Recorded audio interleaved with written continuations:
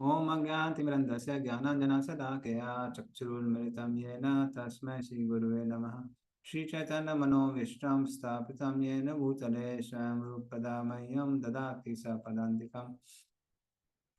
वन्देऽहं श्रीगुरोः श्रीयुतापदकमलं श्रीगुरून् वैष्णवांश्च श्रीरूपं साग्रजातं सागना रघुनाथां वितं तं सजीवं साद्वैतं सावधूतं परिजनासहितं कृष्णचैतन्यदेवं श्रीराधा कृष्णपादान् सागना ललिता श्रीविशाखान्वितांश्च नमो विष्णुपादाय कृष्णप्रेष्ठाय भूतले श्रीमते भक्तिवेदान्त स्वामिति नाम्ने नमस्ते सारस्वते देवे गौरवाणी प्रचारणे निर्विशेष शून्यवादी पाशाद्य स्थान्य वाञ्छाकल्पतरुभ्यश्च कृपा सिन्धुभ्यश्च पतितानां पावनेभ्यो वैष्णवेभ्यो नमो नमः।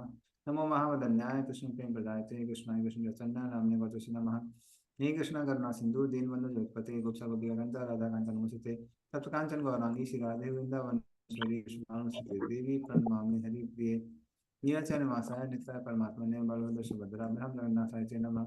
जय श्री कृष्ण चैतन्य प्रभु नित्यानंद श्री अद्वैत गदाधर शिवासादि गौर भक्तवृंद हरे कृष्णा कृष्णा कृष्णा हरे हरे हरे राम राम राम हरे हरे। हरे कृष्ण। सुमित सत्यम प्रभु आप शेयर कर सकते हैं। So you just share then I. Hare Krishna Prabhu ji, दंडवत प्रणाम।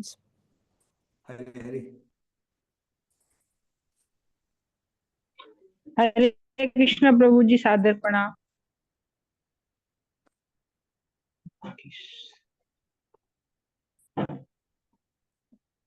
तो 17 नंबर चैप्टर और 21 नंबर श्लोक। सूतवाचा एवं धर्मे प्रवदति सत्तमाः समाहितेन मनसा विखेदा परचष्टतम। पढ़िए इसका अर्थ होता तात्पर्य।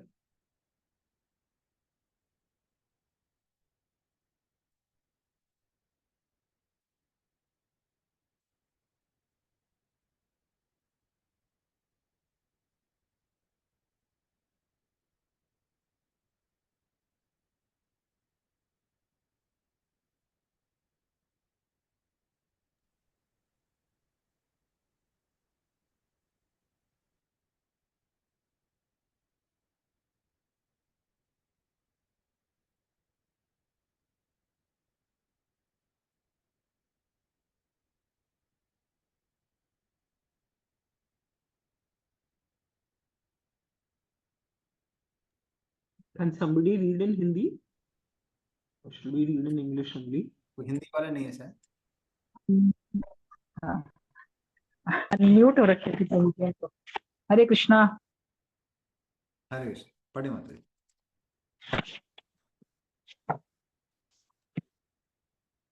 हरे कृष्णा। सूत गोस्वामी ने कहा, हे ब्राह्मणों में श्रेष्ठ, धर्म को इस तरह बोलते सुनकर सम्राट परीक्षित अत्यंत संतुष्ट हुए और बिना किसी त्रुटि या खेद के उन्होंने इस तरह उत्तर दिया।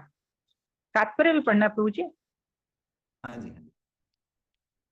तात्पर्य, धर्म रूप बैल का कथन दर्शन तथा ज्ञान से परिपूर्ण था और राजा इससे संतुष्ट हुआ, क्योंकि वह जान गया कि पीड़ित बैल कोई सामान्य जीव न था। जब तक कोई परमेश्वर के नियम से पूरी तरह अवगत ना हो, तब तक वह ऐसी मार्मिक बातों का या दार्शनिक सत्य का भाषण नहीं कर सकता। सम्राट भी समान रूप से कुशाग्र बुद्धि वाला था, अतः उसने बिना किसी त्रुटि या संशय के उत्तर दिया। हरे कृष्णा प्रभु जी। इस तरह से अब महाराज परीक्षित को समझ में आ गया था कि ये जो बैल है साधारण नहीं है। ये कौन है?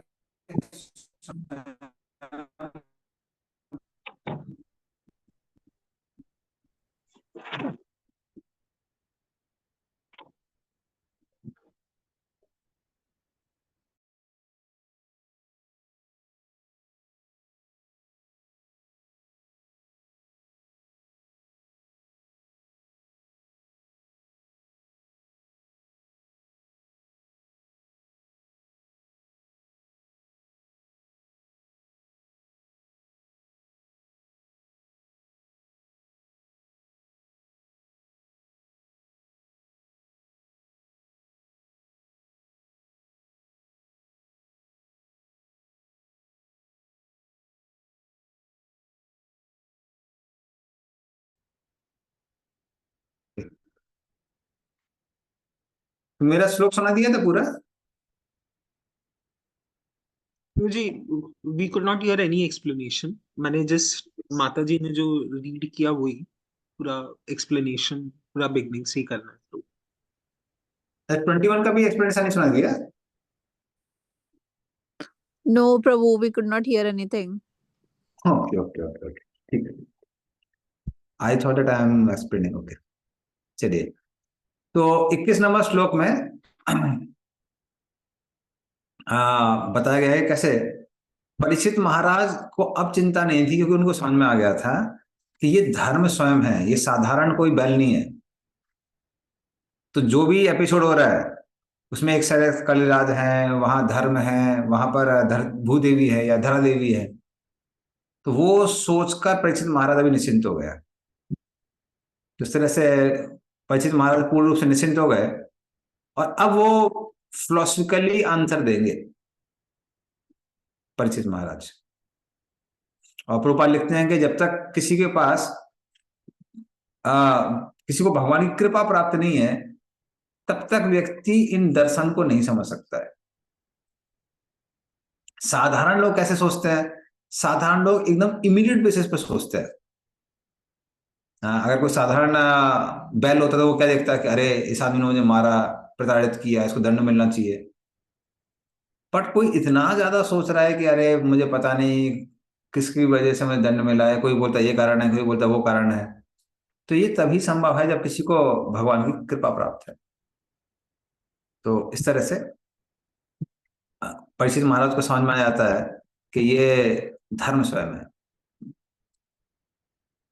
राजवाच धर्मं ब्रवीषि धर्मज्ञ धर्मो असि वृषिद रूप धृक् यद अधर्म कृतः स्थानम सूचकस्यापि तद भवेत्। पढ़िए इसको। हरे कृष्ण गुरु जी। राजा ने कहा, अहो, तुम तो बैल के रूप में हो, तुम तो धर्म के सत्य हो, और तुम सिद्धांत के अनुसार बोल रहे हो कि अधार्मिक कर्मों के अपराधी के लिए नियत गंतव्य गति वही है जो उस अपराधी की पहचान करने वाले की है। तुम साक्षात धर्म के अतिरिक्त अन्य कोई नहीं हो। हरे कृष्ण गुरु जी, सादर प्रणाम।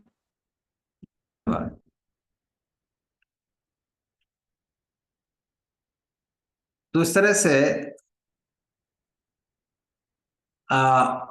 हालांकि तुम मुझे बता रहे हो या फिर मैं खुद देख रहा हूं कि किसने तुमको मारा है, लेकिन तुम नहीं रहे हो, तुम बता नहीं रहे हो। क्योंकि जो व्यक्ति गलत काम करता है या हमको प्रताड़ित करता है वो किस में है? वो शारीरिक चेतना में है। और यदि कोई साधारण व्यक्ति बोलता है अरे अरे इसने मुझे प्रताड़ित किया है, तो वो व्यक्ति भी उसी सारी चेतना में आ जाता है। तो इसीलिए तुमने ये नहीं बताया कि किसने मुझे तुमको दंड दिया है, या आइडेंटिफाई नहीं किया। इससे सिद्ध होता है कि आप कौन है? आप धर्म स्वयं है। और प्रभुपाद उदाहरण देते हैं जीसस क्राइस्ट का, कि जिन लोगों ने उनको इतना प्रताड़ित किया, जीसस क्राइस्ट ने कभी इंगित नहीं किया कि अरे इनकी वजह से मुझे दुख मिला है तो इनको दंड मिलना चाहिए। बल्कि उन्होंने क्या बोला भगवान से कि आप इनको क्षमा कर दीजिए। तो इस तरह से जो दार्शनिक दृष्टि से देखता है वो समझ जाता है कि ये व्यक्ति मेरे दुखों का माध्यम है, ये स्वयं दुखों का कारण नहीं है। माध्यम है पर कारण नहीं। तो वो ये देख पा रहे थे। तो इसलिए एक्शन क्या लेना चाहिए? एक्शन लेना चाहिए जो हमारी उस समय ड्यूटी है। तो जो ड्यूटी है वो करना चाहिए, उसके अलावा चिंता नहीं करनी चाहिए।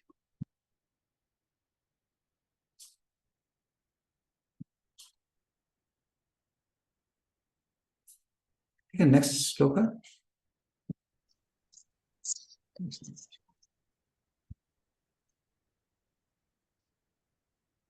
ओके। अथवा देव मायया नूनम गतिरगोचरा चेतसो वचसश्चापि भूतानामिति निश्चयः। पढ़िए इसको।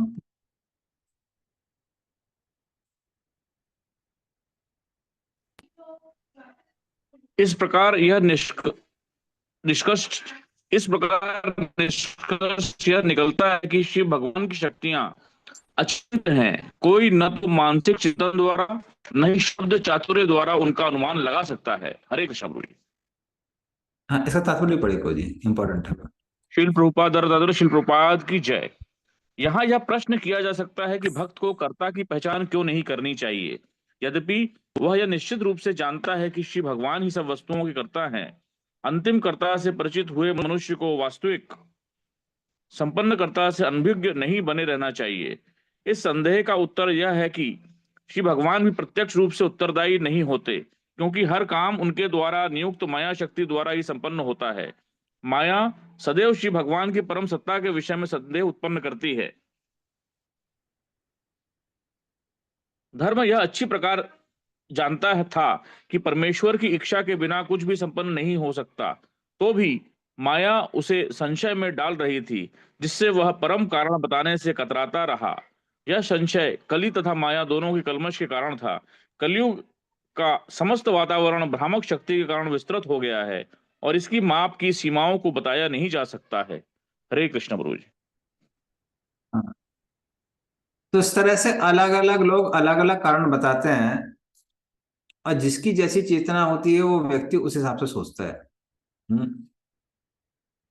तो अगर मान लीजिए किसी व्यक्ति को फांसी मिली हुई है, तो कोई साधारण व्यक्ति क्या देख सकता है? वो देख सकता है, अरे ये जो फांसी का फंदा है ये बहुत भयंकर है, ये कष्ट देने वाला है।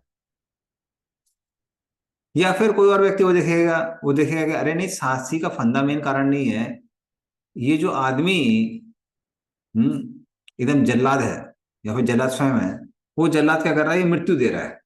जल्लाद दुष्ट है, जल्लाद दुष्ट है, जल्लाद के कारण लोगों को मृत्यु प्राप्त हो रही है। या फिर कोई व्यक्ति सोच सकता है नहीं नहीं नहीं, जल्लाद कारण नहीं है, मेन कारण कौन है? जज है। जज ने डेथ पेनल्टी दी थी इसलिए इस व्यक्ति को फांसी मिल रही है। लेकिन जो कोई और थोड़ा और इवॉल्व होगा, उसको समझ में आएगा अरे भाई, जज भी तो एक माध्यम ही है। उस व्यक्ति ने ऐसे काम किए थे जिसकी वजह से उसको जजमेंट मिला कि उसको मृत्युदंड मिलने वाला है, इसलिए उसके खुद के कर्म है। तो इस तरह से लोग अलग अलग कारण बता सकते हैं और अलग कारण ढूंढ सकते हैं। और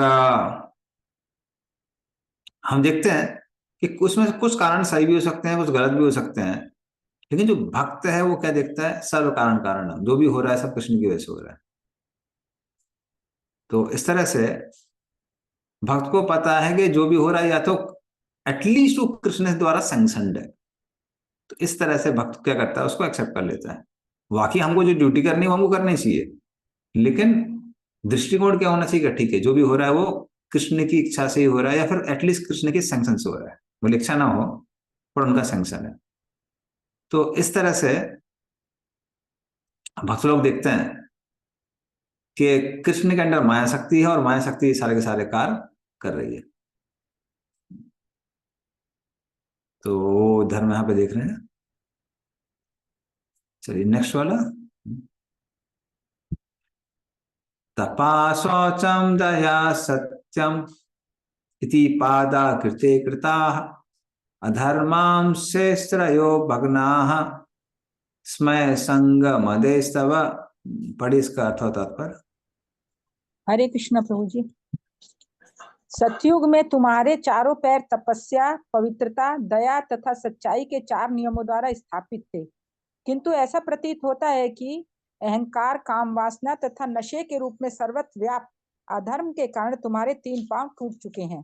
तात्पर्य: भ्रामक शक्ति या भौतिक प्रकृति जीव पर उस अनुपात में अपना प्रभाव दिखाती है जिस अनुपात में जीव माया के भ्रामक आकर्षण का शिकार होता है।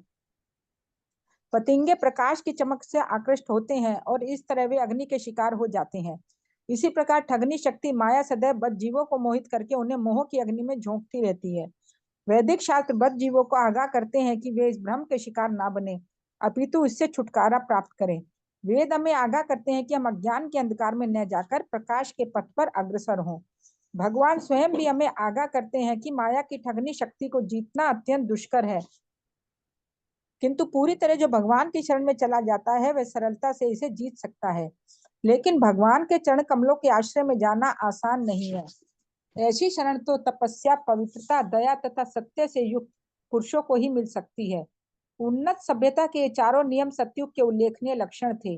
उस युग में प्रत्येक मनुष्य एक तरह से उच्च कोटि का योग्य ब्राह्मण होता था और आश्रमों में सभी परमहंस अर्थात उच्च कोटि के सन्यासी होते थे। सांस्कृतिक आधार के कारण मनुष्यों को माया ठगती नहीं थी। ऐसे प्रबल चरित्रवान व्यक्ति अपने को माया के पास से दूर रखने में सक्षम थे।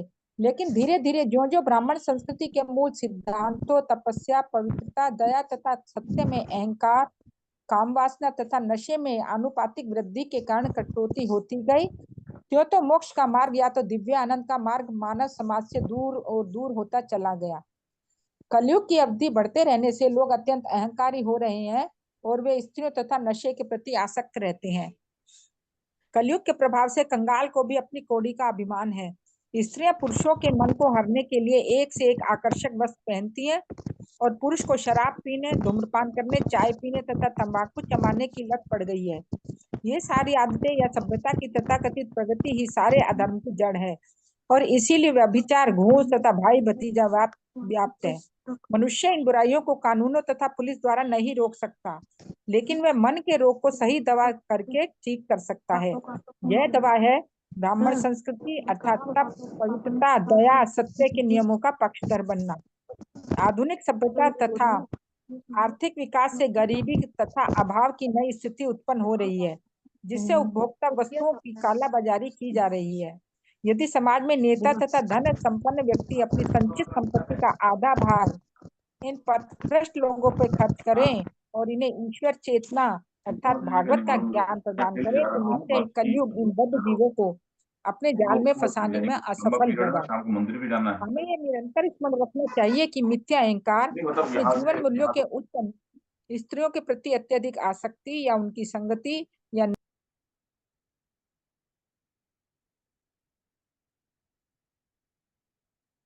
हरे कृष्ण। हमारे आप एकदम म्यूट हो गई हैं, थोड़ा सा अनम्यूट कर लीजिए। भागवत के सिद्धांतों का उपदेश सारे मनुष्यों को स्वतः संयमी, भीतर बाहर से स्वच्छ, दुखियों के प्रति दयालु तथा दैनिक आचरण में सच्चा बनाएगा। मानव समाज की बुराइयां जो आज के समय में स्पष्ट रूप से देखने में आती हैं, उन्हें ठीक करने का यही उपाय है। हरे कृष्णा प्रभु जी। धन्यवाद। तो इस तरह से 3 अवगुण हैं जिसके कारण ये 3 टांगे धर्म की टूट गई हैं। तो उसमें क्या क्या लिखा हुआ है? तो अधर्म स्थित त्रयो भग्नहा, ये 3 चीजों के कारण टूट गई हैं। वो क्या क्या है? तपा, शौचम, दया, ये खत्म हो गया है। सत्यम, ये 4 होते हैं, 4 पैर होते हैं। तपा, शौचम, दया, सत्यम, यदि पादा कृत्यगता। और उसमें से 3 भग्न हो चुके हैं। किसकी वजह से भग्न हो चुके हैं? स्मय, संगम, मदेश। स्मय का मतलब होता है अहंकार।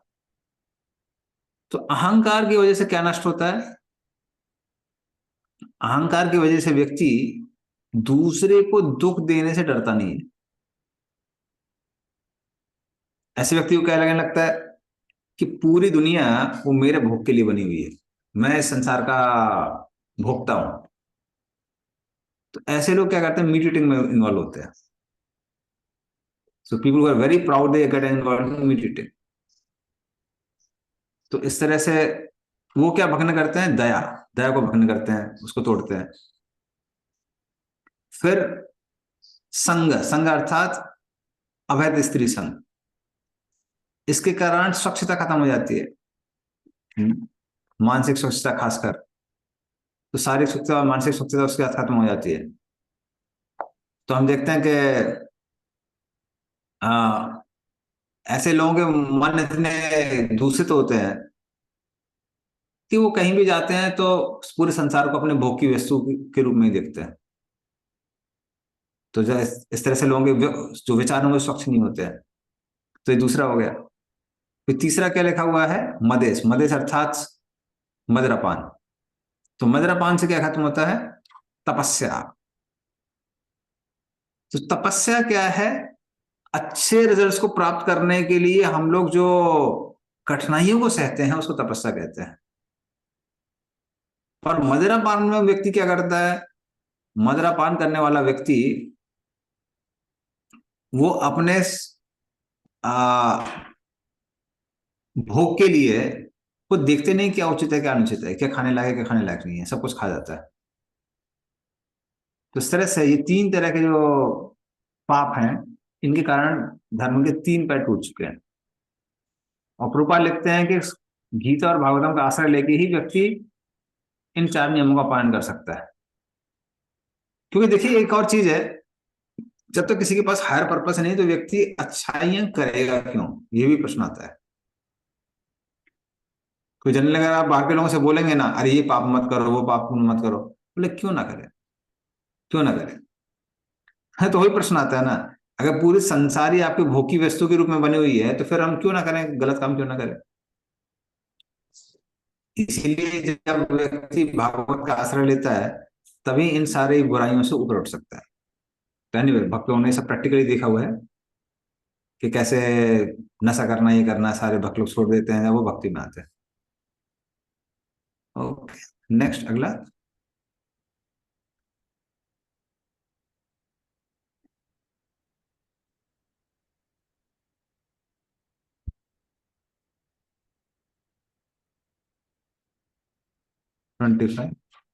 इदानीं धर्मपादस्ते सत्यं निर्वर्तयेद् यथा तं जिक्रकसति अधर्मोऽयम् अनृतेन जितः कलिः। पढ़िए इसका अर्थ। हरे कृष्णा। अब तुम केवल एक पांव पर खड़े हो जो तुम्हारा सत्य है और तुम अब किसी न किसी तरह से जी रहे हो, किंतु छल से फूलते फलने वाला ये कलह रूप कली उस पांव को भी नष्ट करना चाह रहा है। हरे कृष्णा। हरे कृष्ण। तो ठीक है, इसका तात्पर्य पढ़ सकते हैं। तात्पर्य प्रभुपाद ने प्रैक्टिकल चीजें दी हुई हैं बहुत सारी।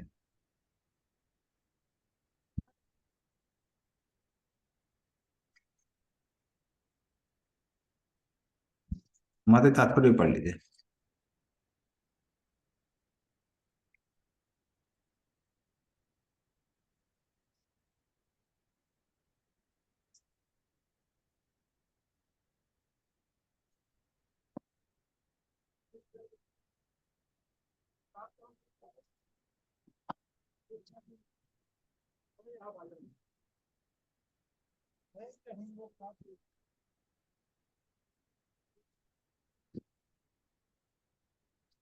ओके, हरे ठीक, कोई इंग्लिश कृष्णा। में पढ़ लेगा। हाँ हाँ हाँ, पढ़िए पढ़िए माता जी। तात्पर्य। तात्पर्य। धर्म के नियम किन्हीं रूढ़ियों या मानवकृत सूत्रों पर नहीं अपितु 4 मूल अनुष्ठानों पर टिके हुए हैं। यह है तप, स्वच्छता, दया तथा सत्य। जनसाधारण को बचपन से ही इन सिद्धांतों का अभ्यास करना सिखाना चाहिए। तपस्या का अर्थ है स्वेच्छा से ऐसी चीजें स्वीकार करना जो भले ही शरीर के लिए सुखकर ना हो किंतु आध्यात्मिक अनुभूति के लिए लाभप्रद हो। यथा उपवास करना। मास में 2 या 4 बार उपवास करना एक प्रकार का तप है जिसे केवल आध्यात्मिक अनुभूति के लिए करना चाहिए, किसी अन्य कार्य के लिए नहीं, न राजनीतिक न अन्य कोई। भगवत गीता में आत्म साक्षात्कार के बजाय अन्य कार्य के लिए किए गए उपवास की भर्त्सना की गई है। इसी प्रकार मन तथा शरीर दोनों के लिए स्वच्छता आवश्यक है।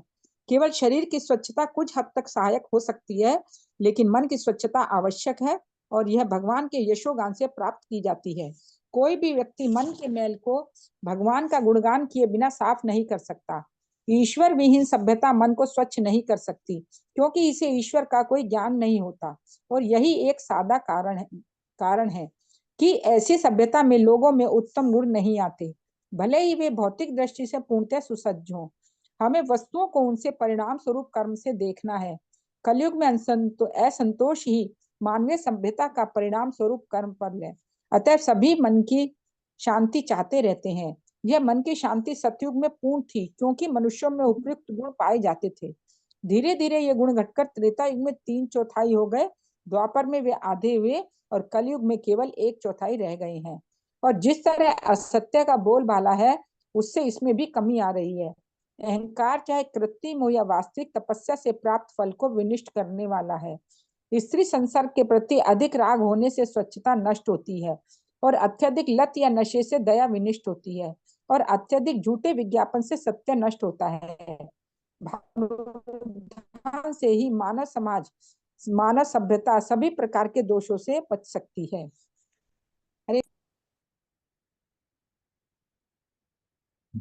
हरे कृष्णा। तो इस तरह से प्रभुपाद में डिटेल लिख रहे हैं जो ऑलरेडी हम लोग डिस्कस कर चुके हैं।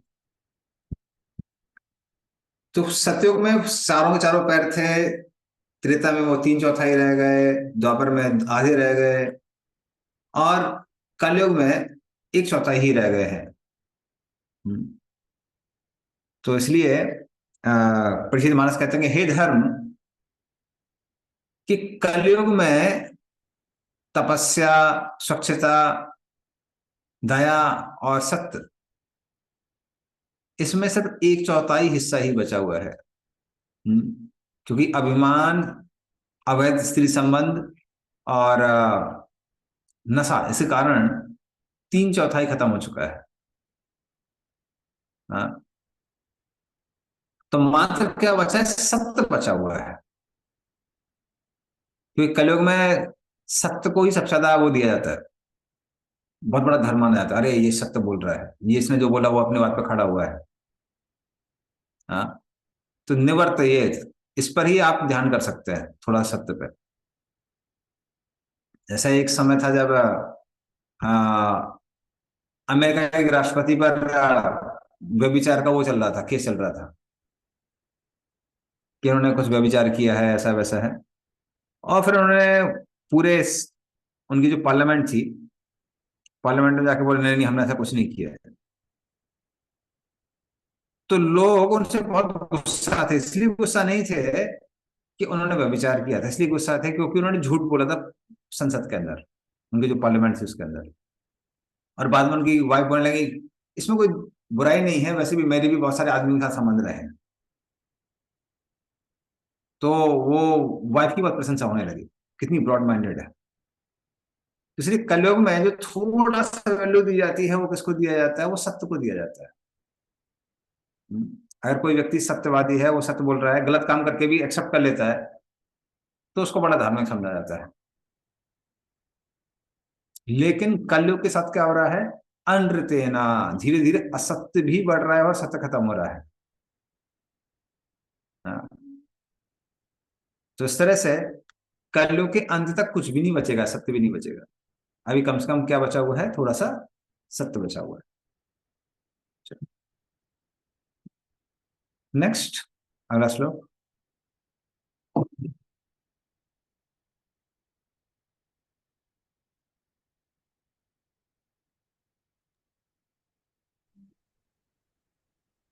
इयं च भूमिर्भगवता नासितोरु भरासति श्रीमद्भिस्तत्पन्यासे सर्वथा कृतकौतुका। पढ़िए इसका अर्थ।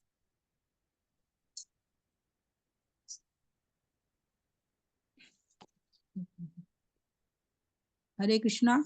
निश्चय ही पृथ्वी का बोझ भगवान द्वारा तथा अन्यों द्वारा भी कम किया गया था। जब वे अवतार के रूप में विद्यमान थे तो उनके शुभ चिन्हों द्वारा समस्त कल्याण संपन्न होता था। हरे कृष्णा प्रभु जी। हाँ, धन्यवाद। तो इस तरह से ये जो गाय है, ये कौन है? पृथ्वी देवी है। ये साधारण गाय नहीं, जैसे आप धर्म है उसी तरह से ये गाय कौन है? पृथ्वी देवी है। और जैसे भगवान ने क्या किया था कि दुष्टों का नाश करके पृथ्वी का बोझ हटाया था, हाँ, तो उसी तरह से जब तक भगवान थे, इसका गाय का क्या हो रहा था? कल्याण हो रहा था। और भगवान ने ऐसा कैसे किया? अपने चरणों की रज के द्वारा पृथ्वी को इस सारे भार से मुक्त कर दिया। अब क्योंकि पृथ्वी को भगवान के चरणों की रज मिली, इसलिए पृथ्वी पूर्ण रूप से कल्याणमयी हो गई। तो इस तरह से परीक्षित महाराज अब पृथ्वी का गुणगान कर रहे हैं। Okay next. सोचत श्रुकला साध्वी दुर्भगे वो जिता सती आब्रह्मण्य नृपवाजा शूद्रा भोक्ष्यन्ति मामिति। पढ़िए इसका भी अर्थ। हरे कृष्णा। अब यह सती दुर्भाग्यवश भगवान द्वारा परित्यक्त होने के कारण अपने नेत्रों में अश्रु भरकर अपने भविष्य भाग्य के लिए शोक कर रही है, क्योंकि अब वह शासक के जैसा स्वांग करने वाले निम्न जाति के पुरुषों द्वारा शासित तथा भोग्य है। हरे कृष्णा। अब ये जो गाय है या फिर पृथ्वी है, ये बहुत दुखी है। क्यों दुखी है? इसलिए दुखी है क्योंकि पहले के जो राजा थे वो पृथ्वी का दोहन करके या फिर पृथ्वी से अलग अलग चीजों को प्राप्त करके भगवान की सेवा में लगा रहे थे। लेकिन पृथ्वी को अब मालूम था दुष्ट लोग आएंगे और मुझसे जो वो मिलेंगे, रिसोर्सेस मिलेंगे, उसको भगवान की सेवा में ही लगाएंगे, गलत कामों में लगाएंगे। इसलिए पृथ्वी बहुत दुखी है। तो ये गाय के दुख का मुख्य कारण है। तो अगर मान लीजिए कोई पृथ्वी से चीजें प्राप्त करके भगवान की सेवा में लगाती है तो पृथ्वी बहुत खुश होती है, लेकिन अगर गलत काम में लगाती है तो पृथ्वी बहुत दुखी होती है। मजबूरी में उसको ये सारा काम करना पड़ रहा है। नेक्स्ट।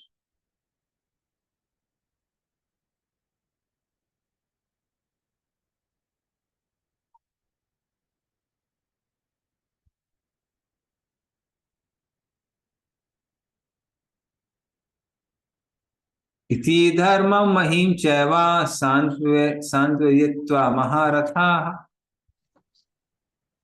निशाताम् आददे खड्गं कलिये अधर्म हेतवे।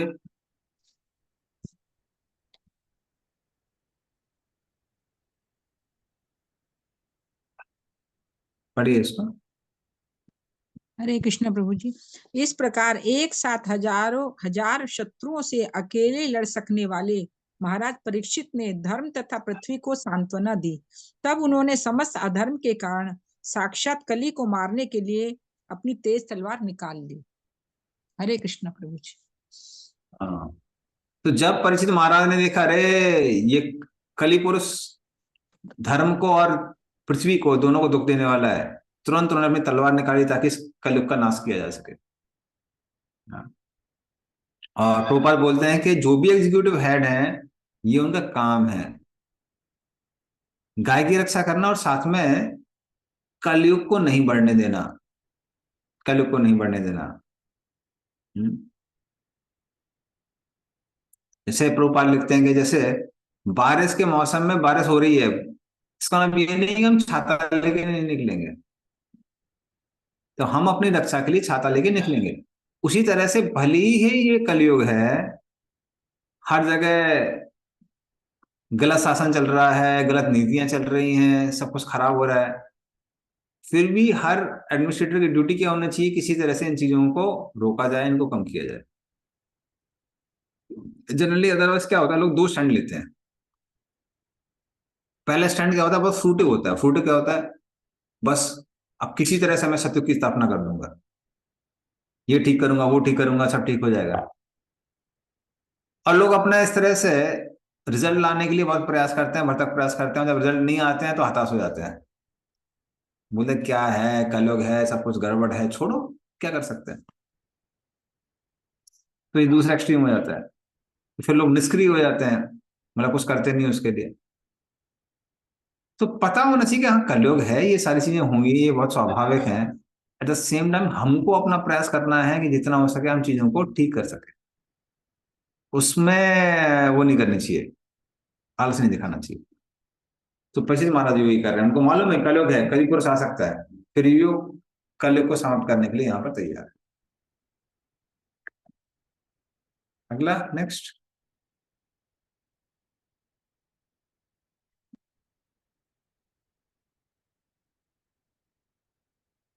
तम जिगंसुम अभिप्रेत्य विहाय नृपलांछनम तत्पादमूलम शिरसा समगाद भय विवलः। पढ़िए इसको। हरे कृष्णा। जब कली ने समझ लिया कि राजा उसको मार डालना चाह रहा है, तो उसने तुरंत राजा का वेश त्याग दिया और भयभीत होकर अपना सिर झुकाकर पूर्ण रूप से उसके समक्ष अपना आत्मसमर्पण कर दिया। हरे कृष्णा। तो कली राज को जब समझ में आ गया कि अरे अब तो ये हमको दंड देने वाले हैं, हमको मारने वाले हैं, लेकिन फिर भी ये कौन है? ये क्षत्रिय हैं। क्षत्रिय का काम होता है कि जो भी चरणों में आया है उसको आश्रय देना। तो तुरंत उसने क्या किया, अपने राजवेश त्याग दिया, हम लड़ने वाले नहीं है, सीधे जाकर उनके चरणों पे गिर गया, बोल के हम भी तो आपके एक प्रजा हैं, हमको रक्षा, हमारी रक्षा करिए, हमको आश्रय दीजिए। तो इस तरह से वो उनके चरणों में गिर जाता है कली पुरुष। नेक्स्ट।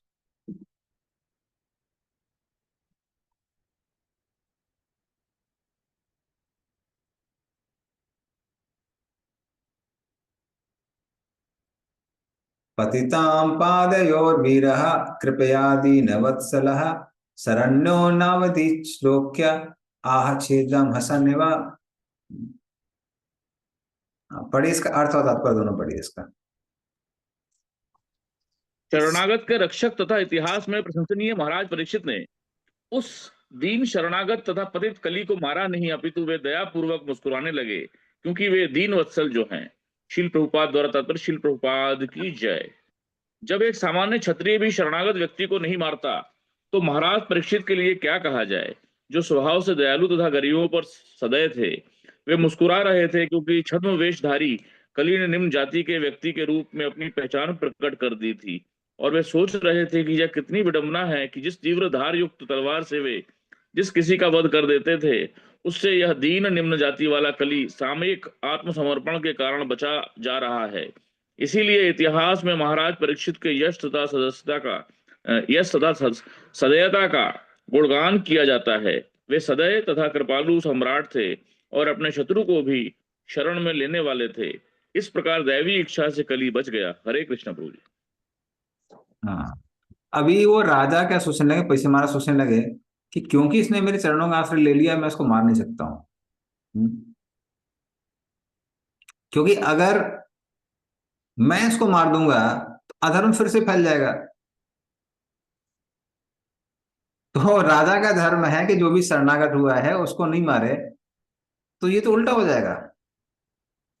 मैं अधर्म को ना फैलने दूं, इसलिए मैं क्या करने वाला हूं कि कली को मारने वाला हूं। अगर कली मर जाएगा तो फिर से अधर्म फैल जाएगा, क्योंकि मेरे चरण में शरणागत हो गया है। और इस तरह से अगर मैं इसको मार दूंगा तो मेरे अंदर क्योंकि पाप आ जाएगा, इसीलिए ये मेरे अंदर प्रवेश कर जाएगा और मरेगा नहीं। तो उन्होंने बोला ये तो गुगली है, इसने मेरे चरणों में शरणागत करके मुझे ही अपना आश्रय बनाने का प्रयास किया है। तो वो इसलिए क्या करते हैं, वो मुस्कुराते हैं। फिर वो सोचते हैं कि ये कली पुरुष इतना बुद्धिमान नहीं है, ये भगवान का प्लान है, ये भगवान का प्लान है। हाँ, तो वो कहते हैं कि मैं तुमको मारना चाहता हूं, लेकिन क्योंकि ये भगवान का प्लान है इसलिए मैं तुमको मारूंगा नहीं, तुम्हारी रक्षा करूंगा। ओके, तो इस तरह से परीक्षित महाराज मना कर देते हैं कि हम मारेंगे नहीं। तो मेन कारण था कि वो समझ रहे कि कली राज बहुत चालाक है, मुझसे गलत काम करवा के वो मेरे अंदर ही प्रवेश कर जाएगा। नेक्स्ट।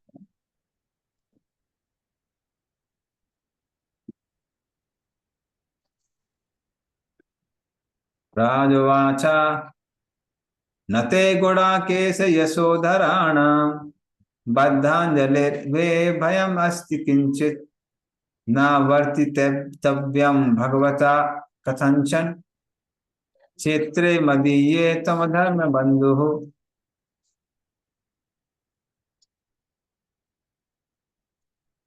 राजा ने इस प्रकार कहा, हम अर्जुन के यश के उत्तराधिकारी हैं, और चूंकि तुम हाथ जोड़कर मेरी शरण में आए हो, अतएव तुम्हें अपने प्राणों का भय नहीं होना चाहिए। लेकिन तुम मेरे राज्य में नहीं रह सकते, क्योंकि तुम अधर्म के मित्र हो। हरे कृष्ण प्रभु जी। तो वो कहने लगे परीक्षित महाराज कि क्योंकि तुम हाथ जोड़ के मेरे सामने आए हो, हाँ, इसीलिए मैं तुमको आश्रय दूंगा, क्योंकि अर्जुन ने भी पहले बहुत सारे लोगों को आश्रय दिया है और मैं उनका पौत्र हूं। तो जब खांडवप्रस्थ हो रहा था तो उसमें अग्नि की मदद अर्जुन ने की, और खांडवप्रस्थ में जो अग्निदेव थे वो सारे वन को जला रहे थे, और वहां पे जितने भी अलग अलग असुर थे, राक्षस थे, उसको देख के भागने लगे। और जब असुर राक्षस भाग रहे थे तो अर्जुन अपने तीरों के द्वारा और कृष्ण अपने चक्र के द्वारा उनको मार रहे थे। तो एकदम से वहां कृष्ण देखते हैं कि माया दानव वहां से भाग रहा है। कृष्ण अपने सुदर्शन को फेंकते हैं, और माया दानव कृष्ण के सुदर्शन से मरना ही वाला था, तब उसने भी बुद्धि का प्रयोग किया। वो सीधे चरण अर्जुन के चरणों में गिर गया और क्षमा मांगने लगा। और क्योंकि अर्जुन ने बोल दिया, आवेदन दे दिया, तो फिर क्या हुआ, माया दानव बच गया। और उसके बाद वो अपना महल बनाता है पांडवों के लिए। तो इस तरह से अर्जुन ने भी पहले आश्रय दिया था, इसलिए मैं भी तुमको आश्रय दूंगा। तो मैं तुमको मारूंगा नहीं, लेकिन तुम इस राज्य में नहीं रह सकते हो। जो मेरा राज्य है उसके बाहर जहां रहना हो रहो, मेरे राज्य में मत रहो। इस तरह से वो आदेश देते हैं। Okay, next.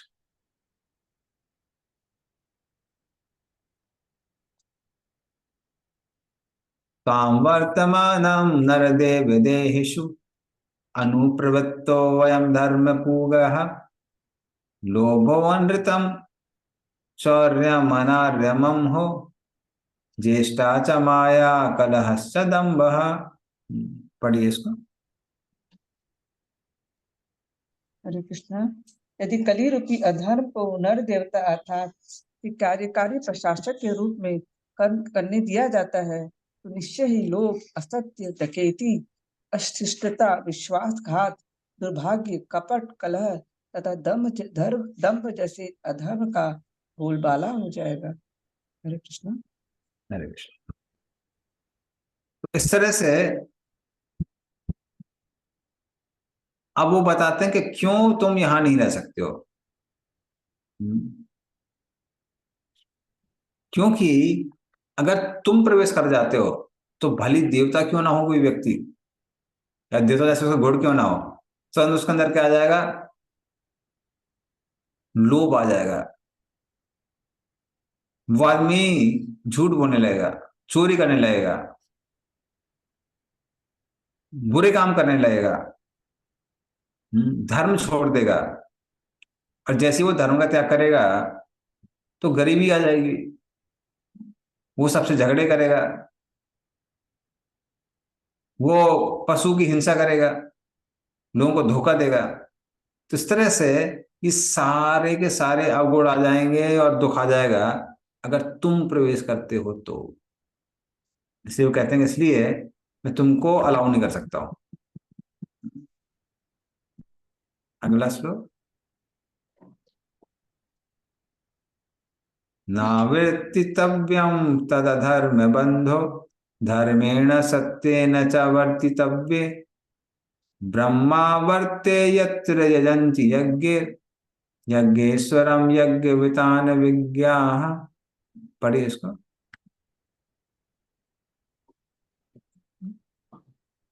अतएव हे अधर्म के मित्र, तुम ऐसे स्थान में रहने के योग्य नहीं हो जहां पर बड़े बड़े पंडित पूर्ण पुरुषोत्तम भगवान को प्रसन्न करने हेतु सत्य तथा धार्मिक नियमों के अनुसार यज्ञ करते हैं। हरे कृष्ण प्रभु। तात्पर्य पढ़ना प्रभु जी। हाँ पढ़ लीजिए, तात्पर्य पढ़ सकते हैं। संगीतज्ञ के बारे में दिया प्रभुपाद की जय। यज्ञेश्वर या पूर्ण पुरुषोत्तम भगवान समस्त प्रकार के याज्ञिक अनुष्ठानों के भोक्ता हैं। ऐसे याज्ञिक अनुष्ठान विभिन्न युगों के लिए शास्त्रों में भिन्न भिन्न रूप से बताए गए हैं। दूसरे शब्दों में यज्ञ का अर्थ है श्री भगवान की श्रेष्ठता का स्वीकार करना और इसके लिए ऐसे कर्म करना जिनसे श्री भगवान सभी प्रकार से संतुष्ट हों। नास्तिक लोग ईश्वर के अस्तित्व में विश्वास नहीं करते और वे श्री भगवान को प्रसन्न करने हेतु कोई यज्ञ नहीं करते। कोई भी स्थान या देश जहां भगवान श्री भगवान की श्रेष्ठता स्वीकार की जाए तथा यज्ञ संपन्न होता हो वह ब्रह्मावर्त कहलाता है। विश्व के विभिन्न भागों में भिन्न भिन्न देश हैं और इनमें से प्रत्येक देश में परमेश्वर को प्रसन्न करने हेतु विभिन्न प्रकार के यज्ञ हो सकते हैं, लेकिन उन्हें प्रसन्न करने का मुख्य उद्देश्य श्रीमद् भागवतम में दिया गया है और यह है सत्य।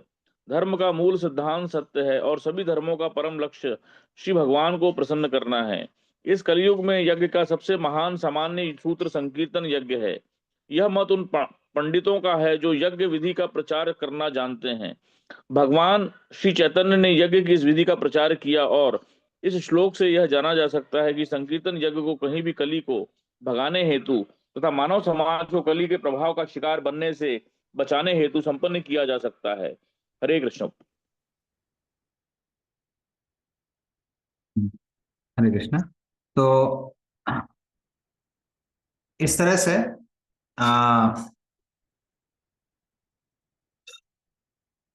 हम देखते हैं कैसे प्रभुपाद बोल रहे हैं कि एक संकीर्तन यज्ञ, तो जहां पे संकीर्तन यज्ञ होता है उसको ब्रह्मवर्त, वैसे अगर लिटरली देखा जाए तो ब्रह्मवर्त वो जगह है जो गंगा और यमुना के बीच का है, उसको ब्रह्मवर्त कहते हैं। ये प्रभुपाद बताने तात्पर्य में कि जहां भी भगवान के लिए यज्ञ हो रहा है वो ब्रह्मवर्त है, क्योंकि जहां पे गंगा यमुना बहती है उनके बीच का जो स्थान है वहां पर सारे साधु पुरुष रहते हैं, खासकर आजकल जो बिठूर का एरिया है कानपुर के पास, तो उसको ब्रह्मवर्त कहा जाता है। तो वहां पर धार्मिक कार्य होते हैं, लेकिन प्रभुपाद बोल रहे हैं कि कलयुग में जहां पर भी धार्मिक कार्य होते हैं, भगवान का संकीर्तन यज्ञ होता है, वो सारे स्थान पवित्र हो जाते हैं। इसलिए हम देखेंगे कि ऑल ओवर द वर्ल्ड संकीर्तन बहुत फेमस हो गया है। अमेरिका में बहुत जगह कीर्तन बेल्ट्स हैं जहां मोहल्ले के लोग आते हैं, अपने सब बैठ के भगवान का नाम लेते हैं, कीर्तन करते हैं। तो प्रभुपाद जो प्रचार करके गए हैं उसका अभी भी बहुत प्रभाव है। पूरा आप देखेंगे इस हिसाब से अमेरिका काफी हद तक चेंज हो गया है। तो इंडिया में पहले होता था, हर नुक्कड़ में हर कोने में लोग बैठ के कीर्तन किया करते थे, यहां से खत्म हो गया है, पर वो वेस्ट में चालू हो गया है। इसी तरह से वेगन जो पूरी मूवमेंट है वो पूरी क्यों चली है, वो सब प्रभुपाद का प्रभाव है। वरना एक समय ऐसा था कि जब अमेरिका के लोग सोचते थे कि वेजिटेरियन बनना मतलब आत्महत्या करना, बोले क्या हम लोग घास फूस खाएंगे, हम तो मर जाएंगे, ऐसा सोचते थे। अभी पूरी वेगन मूवमेंट चल रही है। तो इस तरह से जहां भी संकीर्तन यज्ञ होगा वहां पर अपने आप ही कल्याण चालू हो जाएगा। विशंभर आदिदेव प्रभु। प्रभु जी ये जैसे आपने बताया बिठूर में गंगा और यमुना का संगम है क्या प्रभु?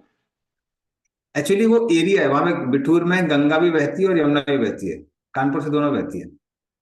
कानपुर में गंगा भी यमुना भी है, तो उसका जो बीच का एरिया है उसको हम लोग ब्रह्मवर्त कहते हैं। और इसीलिए हम देखेंगे ध्रुव महाराज का जो घर है ध्रुव टीला, वो भी वहीं पे बिठूर में है, क्योंकि मनु और मनु के जो पुत्र हैं जितने भी आपके स्वयंभु मनु, उत्तानपाद, प्रियव्रत, ध्रुव महाराज, वो सब उनकी जो राजधानी रही है वो रही है ब्रह्मवर्त। तो वो एरिया है लिटरली देखा जाए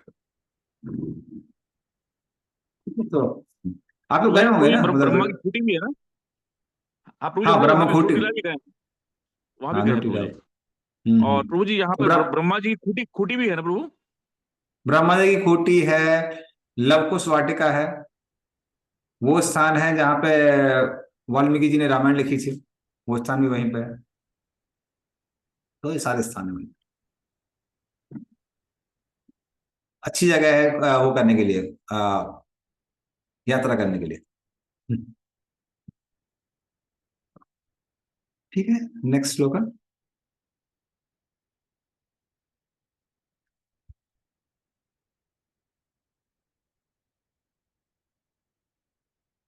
यस्मिन् हरिर्भगवान् जमान इज्जात्म मूर्तिर यजतीं समतनोति कामान अमोघान स्थिर संगमानाम अंतर्बहिर्वायुर इवैसे आत्मा। तो बनाएंगे।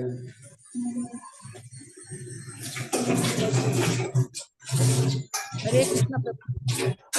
हाँ जी, पढ़िए इसको।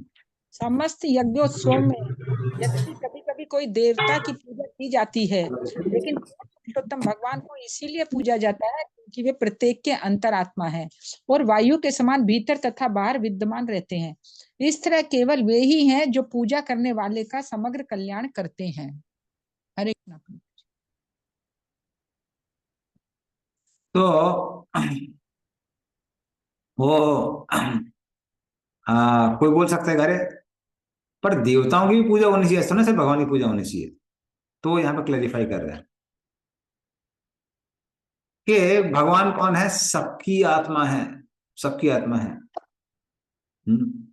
तो जो इंद्र की भी पूजा कर रहे हैं, इंद्र कौन है, वो तो विराट पुरुष के हाथ है। तो इस तरह से इंद्र की भी आत्मा कौन है, भगवान ही है। भगवान ही क्या करते हैं, अलग अलग देवताओं के माध्यम से लोगों की कामनाएं पूरी करते हैं। तो बोले चर हो अचर हो, सबकी भौतिक कामनाएं कौन पूरी करने वाले हैं, भगवान ही है। सम अर्थात आध्यात्मिक इच्छाएं पूरी करने वाले कौन है, वो भी भगवान है। तो भौतिक इच्छाएं हो या आध्यात्मिक इच्छाएं हैं, सबको पूरी करने वाले भगवान ही है। वो भगवान जो सबके अंदर है और जो सबके बाहर है। इसीलिए वो जो भगवान है वो जहां जहां पर है, आप वहां वहां पर नहीं रह सकते हैं। तो इस तरह से वो रेस्ट्रिक्ट कर देते हैं, हमारे राज्य में नहीं रह सकते हैं और जहां जहां भगवान है वहां नहीं रह सकते हैं। नेक्स्ट।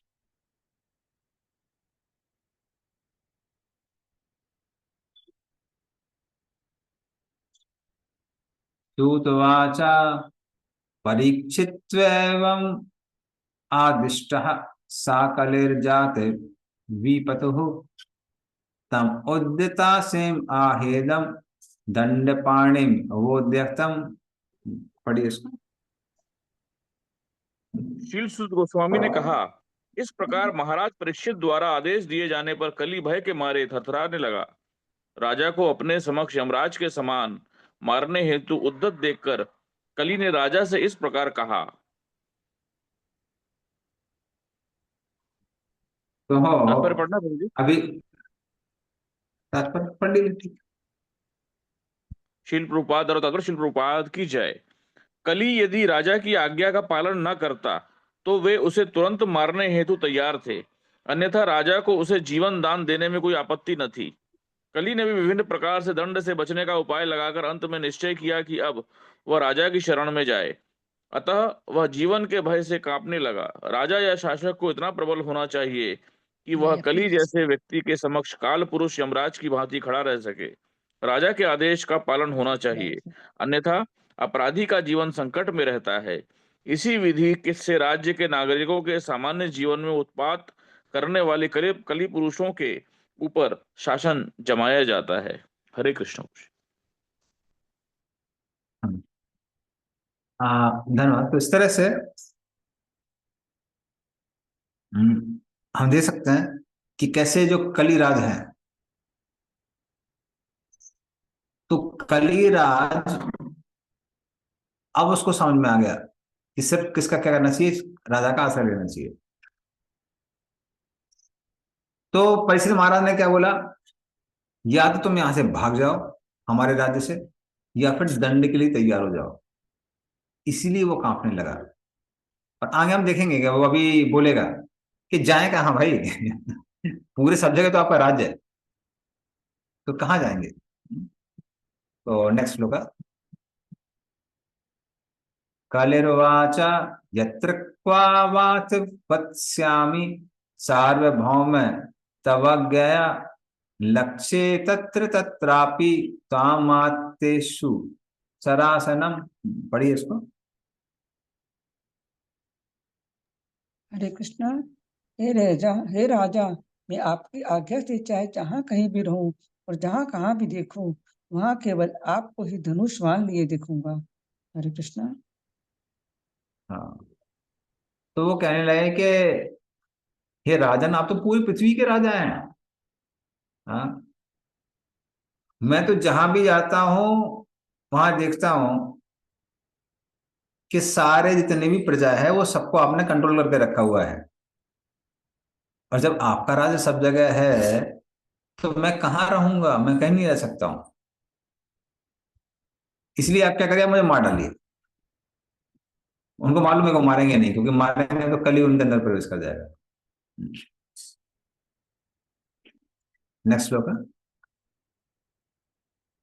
तन्मे धर्म भृताम श्रेष्ठा स्थानम निर्देष्टुमर्हसि यत्रैव नियतो वत्स्य आतिष्ठंस्ते अनुशासनम। पढ़िए इसको। हरे कृष्णा। अतएव हे धर्म रक्षकों में श्रेष्ठ, कृपा करके मेरे लिए कोई स्थान निश्चित कर दे जहां मैं आपके शासन के संरक्षण में स्थायी रूप से रह सकूं। हरे कृष्णा प्रभु जी। हरे कृष्ण।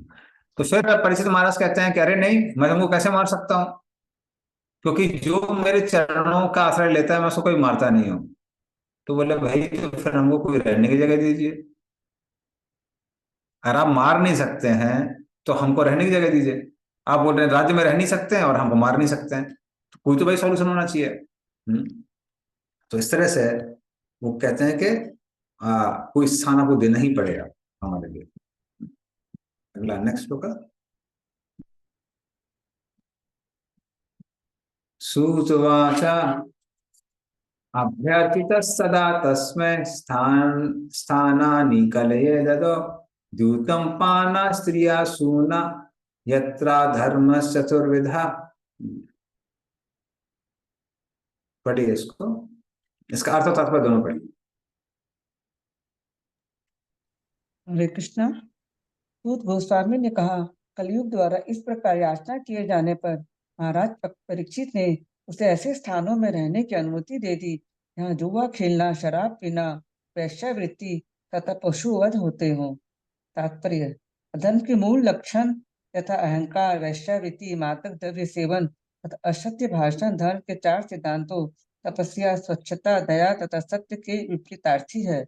कलि को जिन 4 स्थानों में रहने के लिए राजा ने विशेष रूप से अनुमति दी है वे हैं दूध क्रीड़ा का स्थान, वेश्यालय, मदिरालय तथा कसाई घर। इसलिए जीव गोस्वामी निर्देश देते हैं कि शास्त्रों के सिद्धांतों के विरुद्ध मद्यपान अर्थात स्तोत्रमणि यज्ञ, बिना विवाह की स्त्रियों की संगति तथा शास्त्रों के आदेश के विरुद्ध पशुवध ये अधार्मिक कृत्य है। वेदों में प्रवृत्ति अर्थात जो भौतिक भोगों में लगे रहते हैं, निवृत्ति अर्थात जो भव बंधन से मुक्त है, उनके लिए 2 भिन्न भिन्न प्रकार के आदेश है। प्रवृत्तों के लिए वैदिक आदेश यह है कि धीरे धीरे अपने कर्मों को मोक्ष मार्ग की ओर नियमित करें। अतः जो लोग निपट अज्ञानी है और सुरा, सुंदरी तथा मांस के आदि है, निस्तोत्र मणि यज्ञ करके, सुरापान करके, विवाह करके स्त्री का संसर्ग करने तथा यज्ञों द्वारा मांस खाने की कभी कभी अनुमति प्रदान की जाती है। वैदिक साहित्य को ऐसी संस्तुतियां एक वर्ग विशेष के लिए है, सब साधारण के लिए नहीं। लेकिन चूंकि ये विशिष्ट व्यक्तियों के लिए वैदिक आदेश है, अतः प्रवृत्तियों द्वारा किए जाने वाले ऐसे कार्य अधम नहीं माने जाते। किसी एक का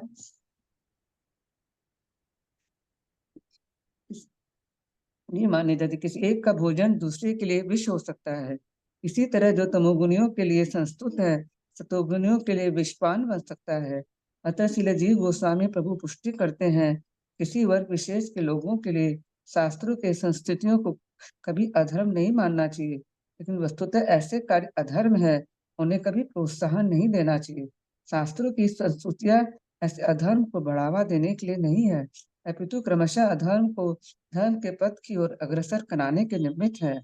महाराज परीक्षित के पदचिन्हों का अनुसरण करते हुए राज्यों के समस्त कार्यकारी प्रमुखों का यह कर्तव्य है कि अपने राज्यों में धर्म के सिद्धांतों, तप, स्वच्छता, दया तथा सत्य को की स्थापना करे और सभी प्रकार से अधर्म को, अहंकार, अवैध संसर्ग या वेश्यावृत्ति, मादक द्रव्य सेवन तथा असत्य को रोके।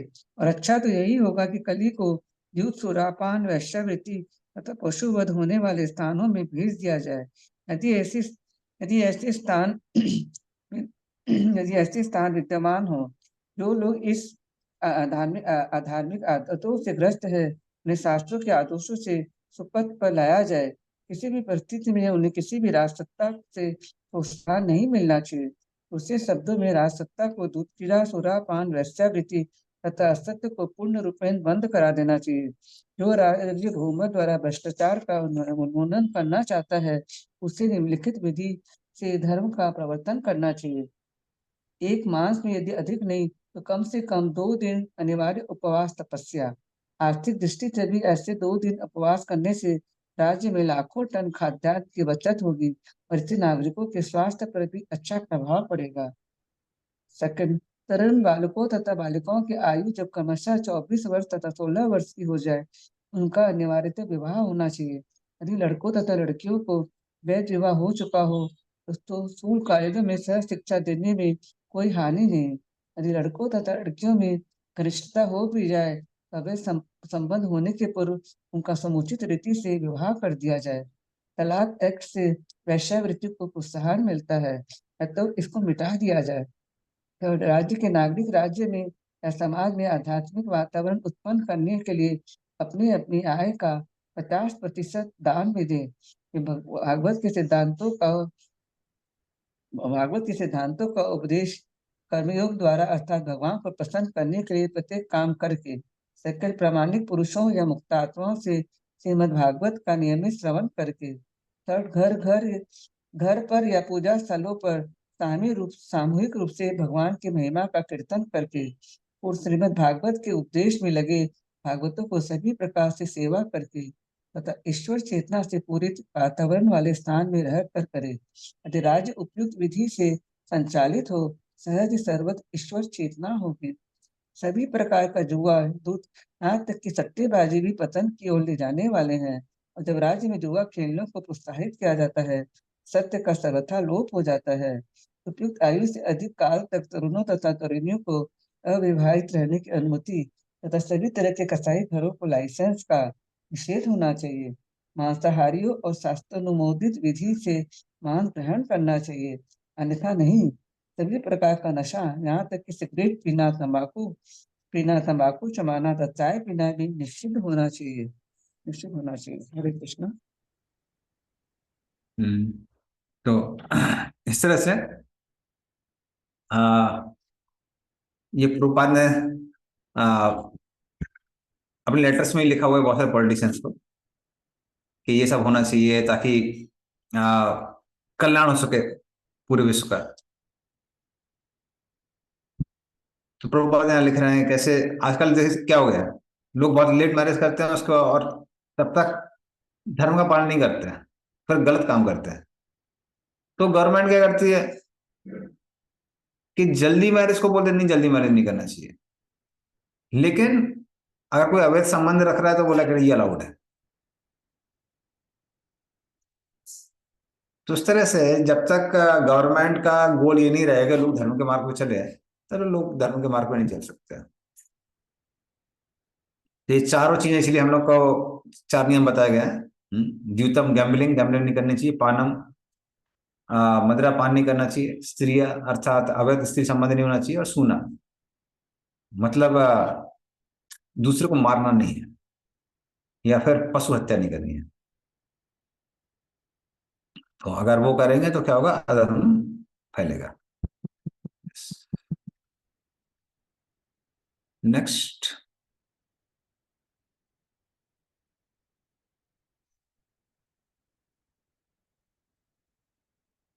पुनश्चायाचमानाय जात रूपम अदात प्रभु ततो अनृतम मदम कामम रजो वैर्यम च पंचमम।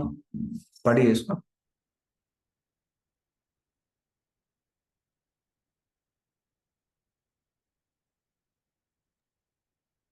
हरे कृष्णा।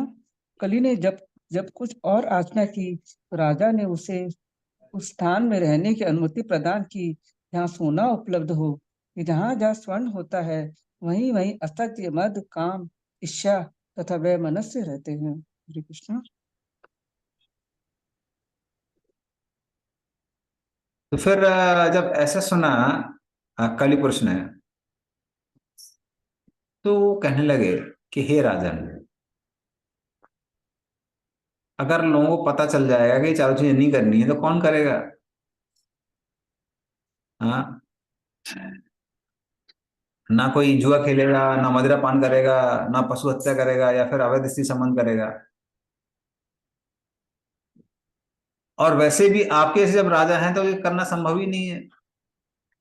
इसलिए पहले मुझे क्या करना है, पहले मुझे उनके मन में प्रवेश करना है। मुझे उनके मन में प्रवेश करना है। और इसलिए राजा तो राजा ने बोला ठीक है, अगर मन में प्रवेश करना है तो जहां पर बहुत सारा धन एकत्रित हुआ है, गोल्ड खासकर, सोना बोला गया, सोना वाला सोना चांदी सारी चीजें, हाँ, तो ये जो जहां पर एकत्रित हुआ है तो वहां पर ऑटोमेटिकली ये चारों के चारों पाप आ जाएंगे और फिर वहां पे कलह भी होगी। हाँ, तो इसीलिए हम देखते हैं कि जो पहले के साधु पुरुष थे वो लोग क्या करते थे, जानबूझ के गरीब रहा करते थे। क्योंकि जब धन नहीं होता है तो इंद्रिय तृप्ति करने का की अपॉर्चुनिटी ही नहीं होती है। और जब इंद्रिय तृप्ति करने की अपॉर्चुनिटी नहीं होती तो आदमी इंद्रिय तृप्ति करेगा कैसे? इसलिए कली राजा ने क्या किया, उन्होंने बोला पहले परमिशन मांगी के जहां चार नियम भंग होते हैं वहां पे हमको जाना है, और कैसे जाना है, जहां पर सोना एकत्रित हुआ है वहां पे जाना है। इसलिए जैसे ही व्यक्ति के पास धन आता है उसको बहुत सावधान हो जाना चाहिए। उसको सावधान हो जाना चाहिए कि धन आ रहा है तो हमको पहले से पॉलिसीज बना के रखना चाहिए कि हम उसको कैसे उसको खर्च करेंगे। And one very strict. तो सर घनश्याम दास बिरला, उनका कोई लेटर था, हमारे डॉक्टर लोग रीड कर रहे थे, तो उन्होंने अपने जितने भी गुजरने से पहले उन्होंने अपने जो आगे के लोग थे उनको स्ट्रिक्ट इंस्ट्रक्शन दिए हुए थे। तो उन्होंने बोला था कि आपके पास पैसा बहुत है लेकिन कभी भी पैसे को बहुत ज्यादा उल्टा सीधा खाने में मत लगाइए, क्योंकि पैसा आते ही सबसे पहले टंग बहुत एक्टिव हो जाती है। आप जो चाहे खरीद सकते हैं, जो चाहे खा सकते हैं, तो सावधान रहिए। फिर उन्होंने बोला कि ये जो पैसा हमारे पास आया है भगवान की कृपा से आया है, दूसरों के कल्याण के लिए, इंद्रिय तृप्ति के लिए नहीं आया है। ये नहीं कभी पैसा मिल गया तो हम बहुत इंद्रिय तृप्ति करेंगे। और फिर उन्होंने बोला कि अगर आपकी नेक्स्ट जनरेशन नालायक है, इसके अंदर अच्छे गुण नहीं है, तो आप कभी भी नेक्स्ट जनरेशन को पैसा मत दो, सबको साधुओं के बीच में और गरीब लोगों के बीच में बांट दो उसको पैसे को। सो स्पोक वेरी स्ट्रिक्ट इंस्ट्रक्शंस। क्योंकि जैसे ही पैसा आता है फिर व्यक्ति को लगने लगता है कि अब मैं जो चाहूं संसार में कर सकता हूं। तो इसलिए पांचवा स्थान कली ने कौन सा मांगा, जहां पर बहुत सारा धन एकत्रित होता है। तो सोने वाला वैसा नहीं, सिर्फ सोना है यहाँ पे। सोने का मतलब धन। तो धन जब बहुत ज्यादा एकत्रित होता है और लोगों के पास संयम नहीं होता है तो फिर वही धन क्या करता है, वही धन व्यक्ति का नाश भी कर देता है। इसलिए कली पुरुष ने यहाँ पे ये पांचवा स्थान मांगा और परीक्षित महाराज ने भी पांचवा स्थान दे दिया। तो ये पांचवा स्थान है। ओके, अभी और भी श्लोक है बट ये हम लोग नेक्स्ट टाइम करेंगे। ठीक है, चलिए। तो इसलिए हमारे लिए शिक्षा है, बस अच्छी शिक्षा है कि जैसे ही पैसा आ रहा है या फिर कई लोगों के पास पहले से पैसा है तो we should very nicely plan उसको कैसे खर्च करना है, कैसे नहीं खर्च करना है, और क्या क्या हमको लिमिटेशंस रखनी है, कैसे चीजों को सीमित करना है। तो ये बहुत इंपॉर्टेंट चीज है जो भक्तों को भी फॉलो करना चाहिए ताकि हम और हमारी जो आगे की जनरेशन है वो प्रोटेक्ट कर सके। Yes, Sumit Chaitanya Prabhu. Hare Krishna, Prabhuji. Pranam. Prabhuji, like over here, like Kali asked for, like, place and money, but अभी कैसा होता है, like, we need to have something called financial planning and everything. And especially because, like, because this is my field of work. So, अभी कैसा होता है कि we create different kinds of corpuses. Like as you were mentioning that we should have like whenever we get money, so we should be sure how we are going to spend it. But in financial planning, we have a term called emergency fund, emergency corpus. So generally that corpus is not utilized. उसको कहीं पे भी use नहीं किया जाता है. That is like for an extreme situation like COVID, when people were not getting their salaries or something.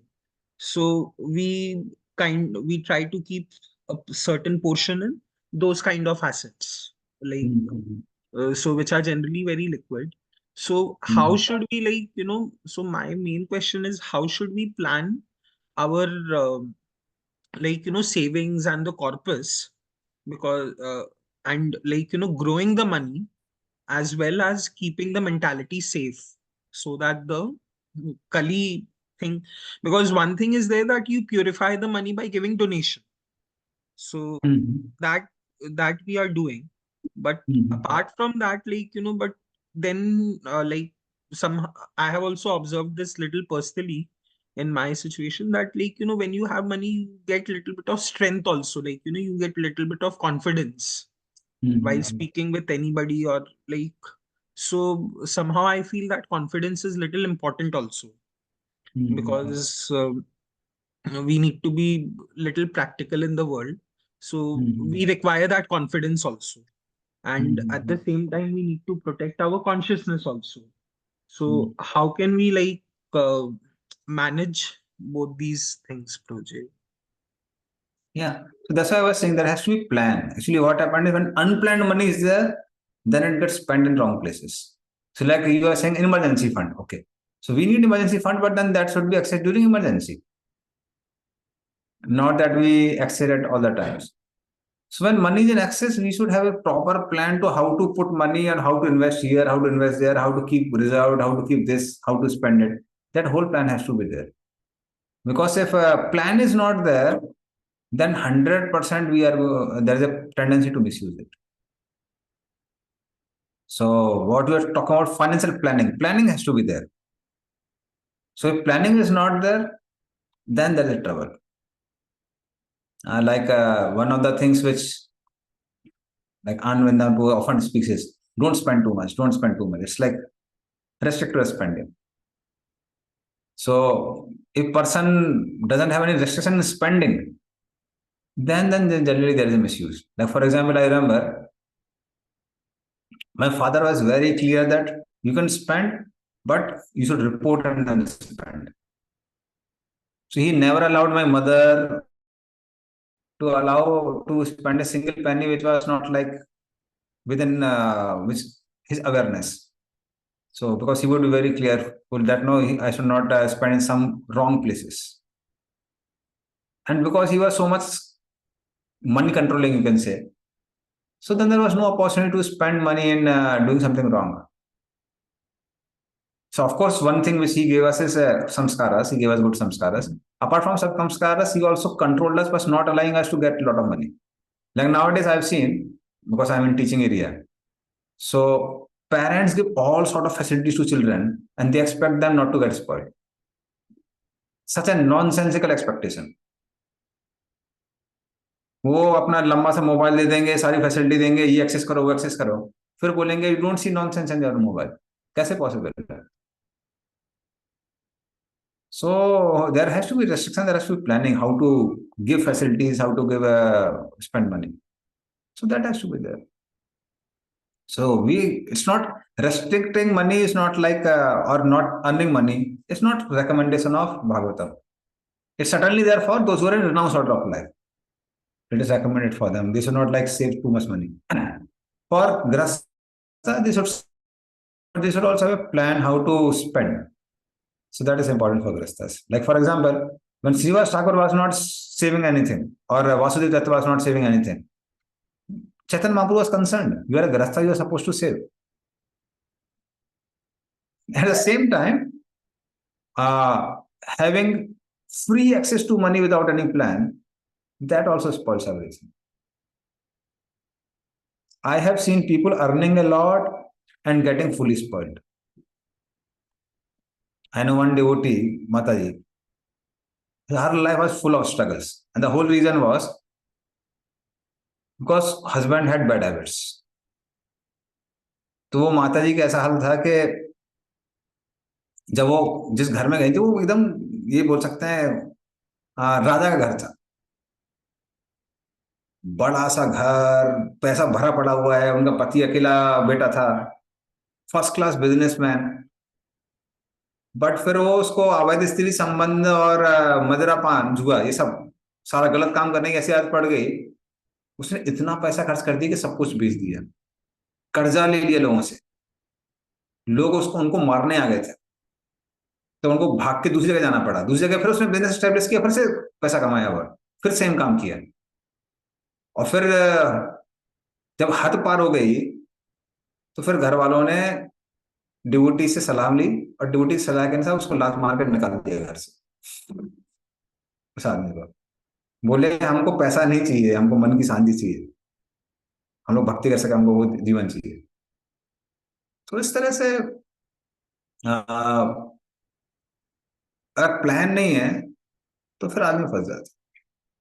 तो वही मेन चीज है। So financial planning has to be there, as you are saying.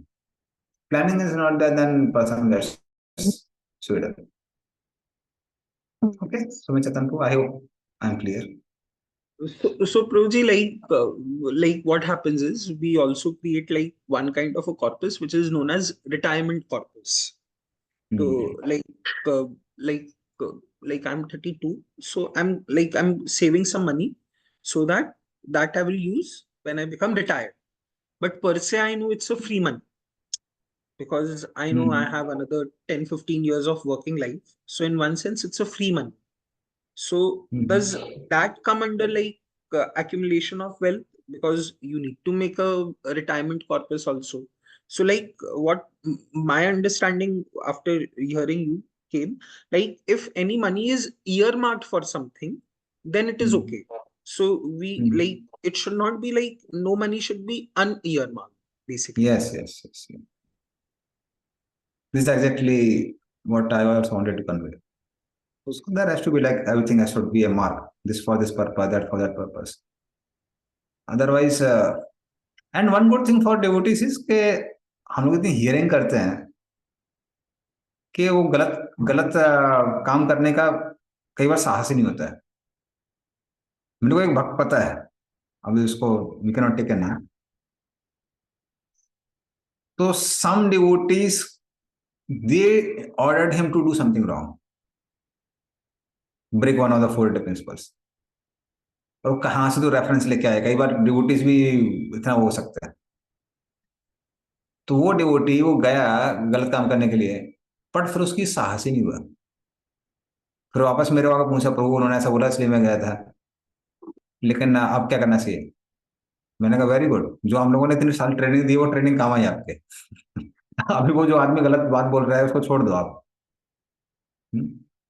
तो जो ट्रेनिंग मिली हुई है devotees को, इतना हियरिंग करते हैं, जनरली उतना फिर साहस होता नहीं है। बट हाँ ये है कि अगर कोई अच्छे से हियरिंग नहीं कर रहा है, एट द सेम टाइम बहुत मनी एक्यूमुलेट करके रखा हुआ, उसका कुछ प्लान नहीं हो कहाँ इन्वेस्ट करना है, तो फिर लोग गलत चीजें करने लगते हैं। जैसे अगर आप मारवाड़ी लोगों में देखेंगे तो कई बार वो लोग तो भक्त नहीं होते हैं, बट उन लोगों का फाइनेंशियल प्लानिंग होती है। आज अभी अलग टाइप की है, 10 साल 100 साल पहले कुछ और थी, 200 साल पहले कुछ और थी। उनको मालूम है ये धार्मिक कार्य में लगाना है, ये यहाँ लगाना है, वो वहां लगाना है, तो इसलिए कई बार वो लोग भी नहीं फंसते थे। पर जो लोग के पास फ्री मनी होता है, फ्री हैंड होता है, वो लोग कई बार फंस जाते हैं। इस कलकत्ता में भी मारवाड़ी लोग बहुत डिग्रेड हो गए हैं, पहले नहीं था इतना। Currently they have become degraded and the whole reason is के too much excess money and there is no plan. तो वो मेन कॉज है। Okay, so Chetanpu, Prabhuji, I you also were want to giving say, yeah, sorry, Prabhu. even I have to save so that I can retire. So, Yeah. so Prabhuji, like, you were giving this example of Marwadis. So, like, I used to, like, when my grandmother was there, so, like, so she was a homemaker. So, like, my father used to give her some money every month for her personal expenditure. So, like, what I personally saw in her like what she used to do was she used to like keep some money for herself, and like that she used to generally give for the Jain temples, because she used to go to, and like remaining money she used to like like distribute amongst us like grandchildren. And like she used to actually say like this, that like पूत पूत सपूत तो क्यों धन सींचे, पूत कपूत तो क्यों धन सींचे. So हिंदी में भी है, पूत पूत सपूत तो का धन संचय, पूत सपूत तो का धन संचय. My father also used to speak. so she used to actually say like this. मुझे ये डायलॉग जो है शराबी पिक्चर में अमिताभ बच्चन ने दिया था. ऐसा क्या? Okay okay. मैंने कोई शास्त्र का रेफरेंस है. नहीं, ये मारवाड़ी में, हम लोग के मारवाड़ी में कहावत में आता है. ओके ओके, मुझे लगता है पहले से आता है वो शराबी पिक्चर, उन्होंने सिर्फ उसको ले लिया होगा वहां से, सोर्स कुछ और है. This is there in Marwari, मैंने हम लोग के मारवाड़ी में कहावत में भी आता है एक्चुअली. नहीं, उधर पे यूपी में जो बनिया लोग है वो लोग भी ये बहुत फेमस है. नहीं, फिर भी संचय करते हैं वो लोग, बहुत संचय, इतना बोल बोल के भी बहुत संचय कर लेते हैं. लेकिन बट अमंग दिस ऑल्सो, जैसे इसका एग्जाम्पल लिया, वो लोग बच्चों को पैसा दे देते हैं. तो मेरे को एक बार याद आया, मेरे को 5 रुपए मिला था, बहुत छोटा था. तो पहले वो आती थी चुटकी करके, पूरा 10 पैकेट में 5 रुपए का लेकर उसको लेके घूम रहा था. जैसे ही मेरी मदर ने देखा, वो लेके थप्पड़ पे थप्पड़ देना चालू किया. बोला कोई भी पैसा देगा पहले मेरे पास लेके आएगा. ये नहीं को पैसा लिया और यहाँ में चला गया. तो this very good example for misuse. So because children don't have that intelligence and control ना, तो इसलिए money has to be given but with lot of control, lot of control. ठीक है, सो मैं चाहता हूँ वी लैंड हियर. यंत्रा श्रीमद् भागवतम की जय, श्री गोपाल की जय. पांच कल्पतरुभ्यश्च कृपा सिंधुभ्यश्च पतितानां पावनेभ्यो वैष्णवेभ्यो नमः. श्री गोपाल की जय.